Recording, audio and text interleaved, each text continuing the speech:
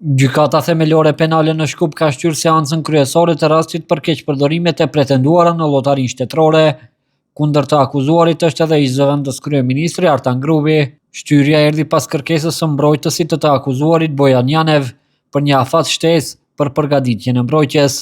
Ndërkaq, gjykatësja e rastit Biljana Shuplinovska-Jovevski të njëjtën e aprovoi, duke thënë se të akuzuarit dhe mbrojtësit e tyre duhet të kenë kohë të mjaftueshme për të shqyrtuar provat. Gjykata vlerëson se të akuzuarit dhe mbrojtësit e tyre duhet të kenë kohën e nevojshme për të njohur me provat dhe për përgatitjen efektive të mbrojtjes, duke marrë parasysh dhe kërkesën e mbrojtësit të akuzuarit Boban Janev për një afat shtesë për përgatitje, për shkak të së cilës seanca kryesore shtyhet. Prokuroria ka paralajmëruar dorëzimin e 231 provave materiale, ekspertizave dhe dëshmive të 7 dëshmitarëve.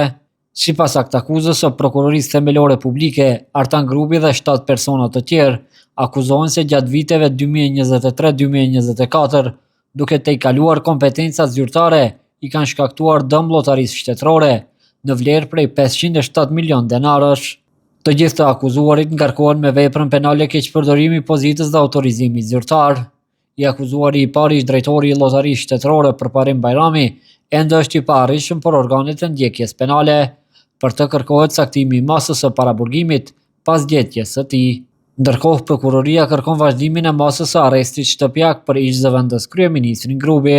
Ndryshe, Grubi u arrestua në shkurt të këtij viti në pikën kufitare Bllac, pas më shumë se 14 muajsh në Arati, ndërkaq seancat e radhës janë caktuar më 7, 11, 16, 18, 23 dhe 30 shtator, si dhe më 2, 8, 9, 15, 16, 20 dhe 21 tetor.